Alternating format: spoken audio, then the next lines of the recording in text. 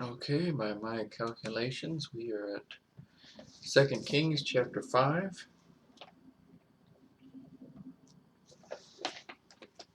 talking about some of Elisha's miracles. Lots of wonderful miracles he performs. Elijah gets taken up, raptured out, I guess you could interpret that. That was back in chapter 2. So now we're seeing Elisha's work then after Elijah. Elijah blesses him and gives him his spirit before he gets raptured out or taken up in the chariot of fire. Don't know exactly how to interpret that. I don't want to assume anything, but I hope we get raptured out of this. Don't know though. We had last time lots of miracles, lots of relationships with like an infinity miracle, like an infinite food miracle, like with Christ feeding the 4,000, feeding the 5,000. We saw that with Elisha's miracle with the widow's oil. The pot would never completely empty out as he poured it, or as she poured it into the different pots, all these pots filled with oil. So that doesn't make sense. That's how it's described. So, see, that's one hang-up for a lot of people that they think about it logically, scientifically, and they don't want to take that next step. Like the guy I was talking to last night, I anticipate he's going to be making fun of this channel and everything, but that's fine. I can take it. Oh well. That's the sad thing, I choose to believe this. I choose to believe Christ and take him at his word, even though I haven't seen how he does all these things.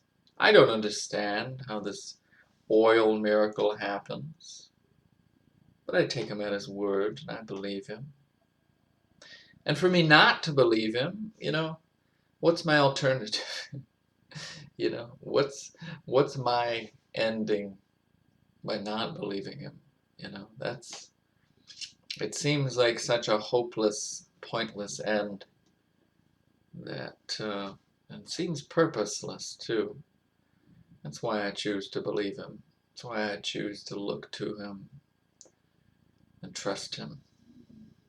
Because otherwise, it's a dead end.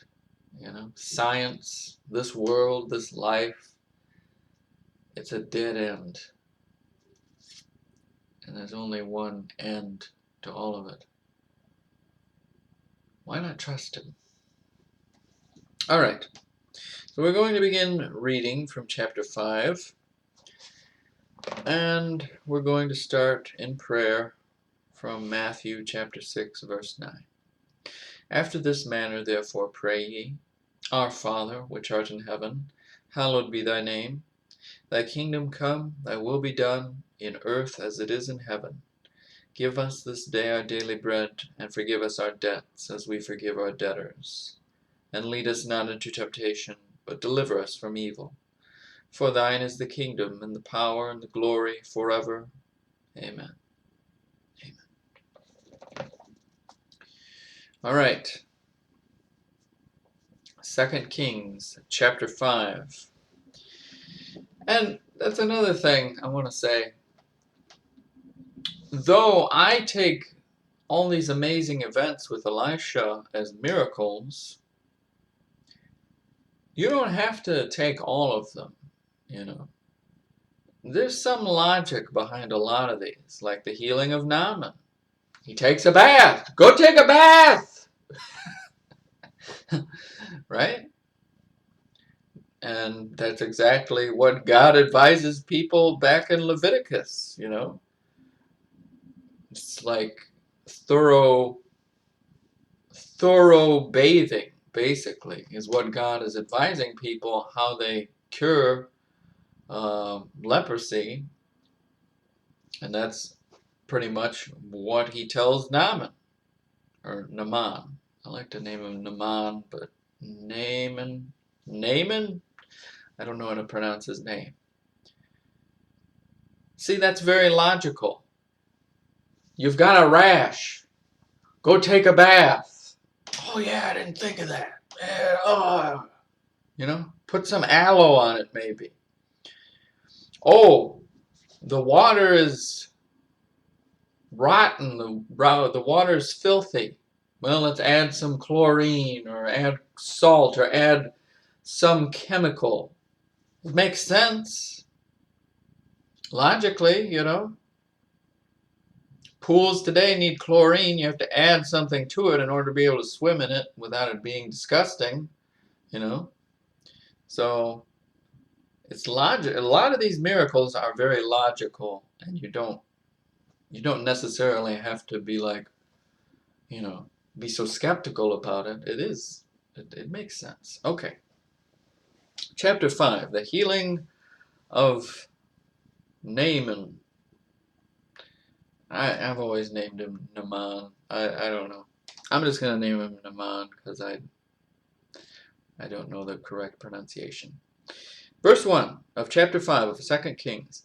Now Naaman, captain of the host of the king of Syria, was a great man with his master and honorable, because by him the Lord had given deliverance unto Syria. He was also a mighty man in valor, but he was a leper. Mighty man in valor, but he was a leper.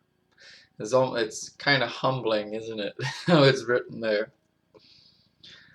They say all these great man, mighty man of valor in the last line. He was a leper though, so well, he's worthless now.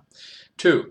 And the Syrians had gone out by companies, and had brought away captive out of the land of Israel a little maid, and she waited on Naaman's wife. And she said unto her mistress, Would God my Lord were with the prophet that is in Samaria, for he would recover him of his leprosy. It's very logical. 4. And one went in and told his Lord, saying, Thus and thus said the maid that is of the land of Israel. Thus and thus. 5. And the king of Syria said, Go to, go, and I will send a letter unto the king of Israel. And he departed, and took with him 10 talents of silver, and 6,000 pieces of gold, and 10 changes of raiment. Also, with the beginning of this chapter, it's an indicator of arrogance, pride, something that has to be broken in us in order for us to be saved, in order for us to be born again. We have to get rid of that pride and that disbelief and arrogance. We just have to go to the man of God and say, whatever it takes, I've screwed this up, I'm sorry, please save me. Lord, my God, save me. Go take a bath, you idiot. 6. And he brought the letter to the king of Israel, saying, Now when the letter is come unto thee, behold, I have therewith sent Naaman my servant to thee, that thou mayest recover him of his leprosy. And it came to pass, when the king of Israel had read the letter, that he rent his clothes, and said, Am I God to kill and to make alive, that this man doth send unto me to recover a man of his leprosy? Wherefore consider, I pray you, and see how he seeketh a quarrel against me. And it was so, when Elisha, the man of God, had heard that the king of Israel had rent his clothes, that he went to the king, saying, Wherefore hast thou rent thy clothes? Let him come now to me, and he shall know that there is a prophet in Israel. So the king of Israel is nervous, I guess, that, well, what if he can't heal his leprosy? I mean, what am I going to do? Why are you putting all this pressure on me? I'd imagine it was something like that. And Elisha comes in and is like, what are you talking about? I got this. Go to bed. I got it.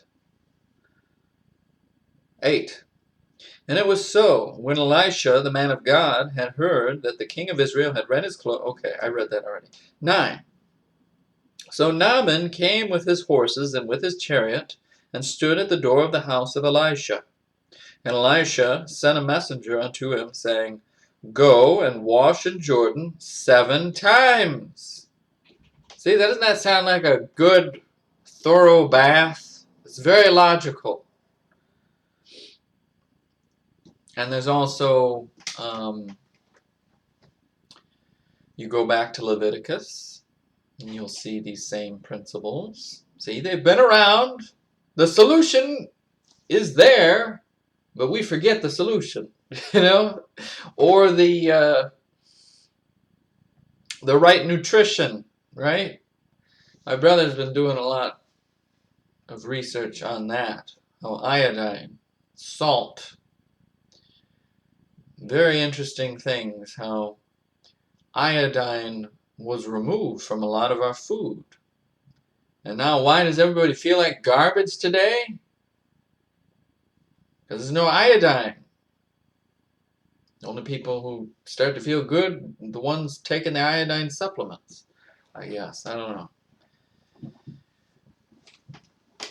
I don't know the details associated with that. He's just discovering that. But see, it's fairly logical, and it's been there.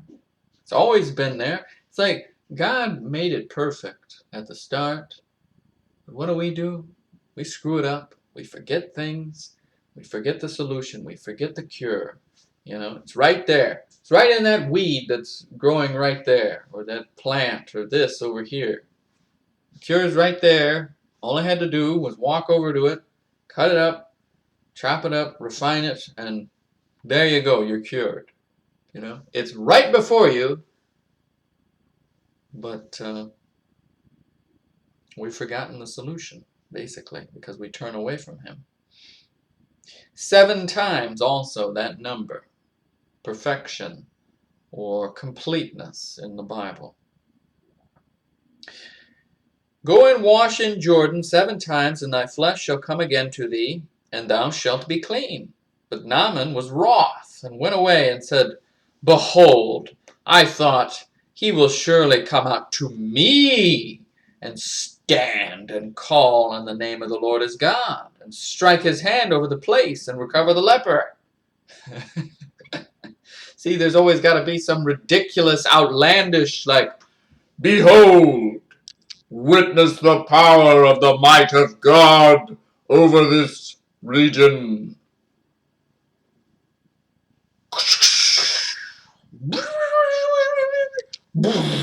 You know, there's got to be all the sound effects and all that before they, oh, he is the man of God. You know, you gotta do all this, you know. Instead, Elisha's just like, go take a bath. And the guy's like, Naaman's like, what? Go take a bath? What are you, nuts? You know, skeptical, prideful. He won't go into that river. You know, he's just like, that river is filthy. I won't go in there. How dare you? I'm a king. See, that's how it plays out. Just every excuse. You won't just sit down and be, okay, what do I do? How do I cure myself of this? You know, instead you got to be the skeptic. You got to question. You got to do this. Listen to me now. You know. Okay, sorry. That's why I should have stuck to no commentary. See what a cartoon character I become? Okay. 11. But Naaman was wroth, and went away, and said, Behold, I thought, he will surely come out to me, and stand, and call on the name of the... Okay. I read that already. 12. Are not Abana and Pharpar, rivers of Damascus, better than all the waters of Israel? See, he's complaining about the river. It's too filthy. May I not wash in them and be clean? So he turned and went away in a rage. Pride. Pride, arrogance, stupidity, basically. I'm guilty of that too, though, so don't. It's pretty typical. 13. And his servants came near, and spake unto him, and said, My father, if the prophet had bid thee do some great thing, wouldest thou not have done it? How much rather then, when he saith to thee, Wash and be clean? Such an example to us, Get yourself cleaned up and be clean. Go to Christ and be clean.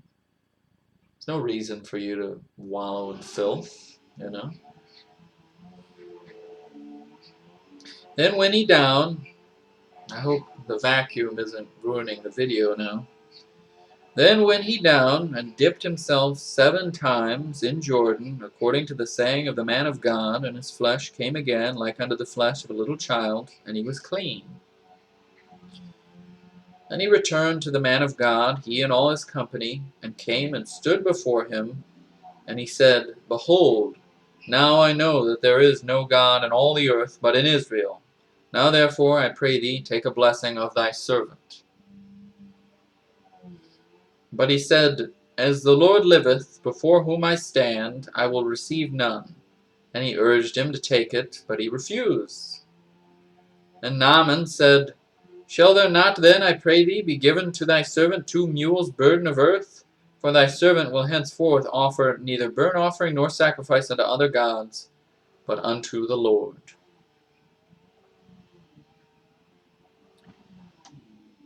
In this thing the Lord pardon thy servant, that when my master goeth into the house of Rimmon to worship there, and he leaneth on my hand, and I bow myself in the house of Rimmon, when I bow down myself in the house of Rimmon, the Lord pardon thy servant in this thing. And he said unto him, Go in peace. So he departed from him a little way. I think that vacuum is going to ruin the video. That's great. Gehazi's sin and its penalty, verse 20. But Gehazi, the servant of Elisha, the man of God, said, Behold, my master hath spared Naaman this Syrian, in not receiving at his hands that which he brought. But as the Lord liveth, I will run after him, and take somewhat of him. So Gehazi followed after Naaman, and when Naaman saw him running after him, he lighted down from the chariot to meet him, and said, Is all well? And he said, All is well. My master hath sent me, saying, Behold, even now there be come to me from Mount Ephraim 2 young men of the sons of the prophets. Give them, I pray thee, a talent of silver and 2 changes of garment. See, Elisha didn't want any reward, and now Gehazi is taking a reward. 23. And Naaman said, Be content, take 2 talents. And he urged him, and bound 2 talents of silver in 2 bags, with 2 changes of garments, and laid them upon 2 of his servants. And they bare them before him. And when he came to the tower, he took them from their hand, and bestowed them in the house, and he let the men go, and they departed. But he went in, and stood before his master. And Elisha said unto him, Whence comest thou, Gehazi? And he said, Thy servant went no whither. I didn't go anywhere, boss. I swear, I didn't do anything. And he said unto him, Went not mine heart with thee, when the man turned again from his chariot to meet thee? Is it a time to receive money, and to receive garments, and olive yards, and vineyards, and sheep, and oxen, and men servants, and maid servants? You know what his example is saying to me? You've been given a power. You've been given a gift. You are the representation of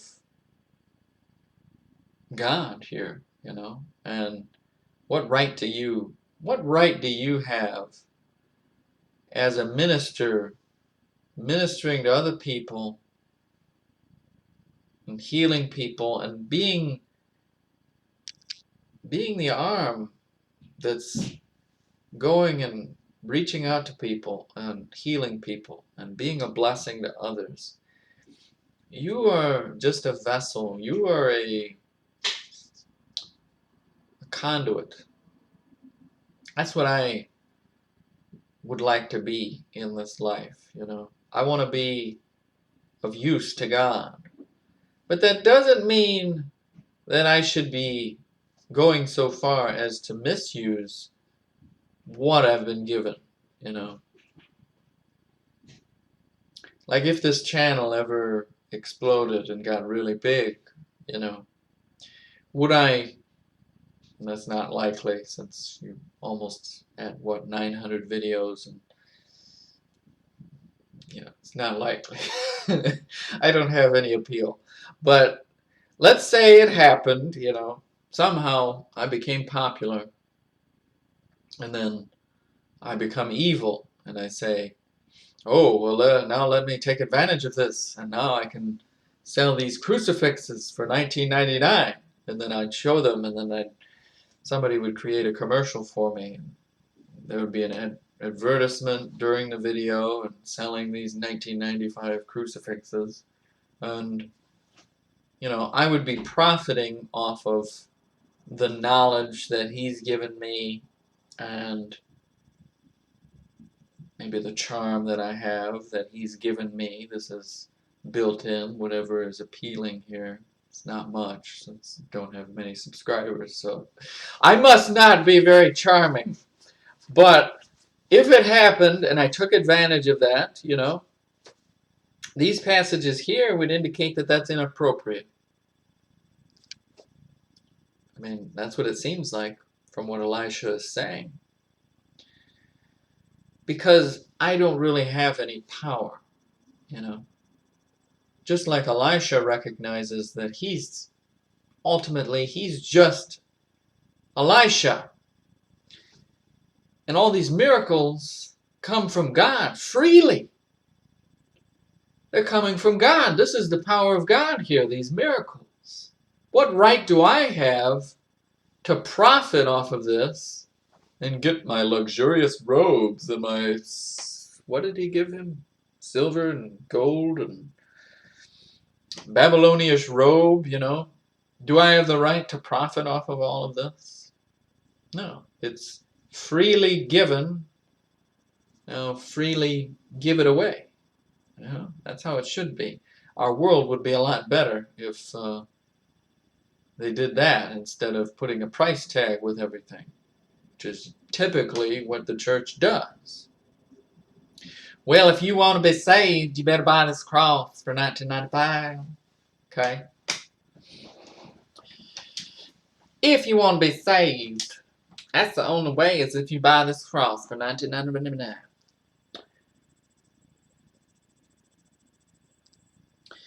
27. The leprosy therefore of Naaman shall cleave unto thee, and unto thy seed forever. And he went out from his presence, a leper as white as snow. That's sad. Poor Gehazi. That's a hard lesson. Now he's going to carry it the rest of his life. Sad. I'm going to stop here, and we'll continue from chapter 6 in a moment. Thank you for listening. Have a blessed day.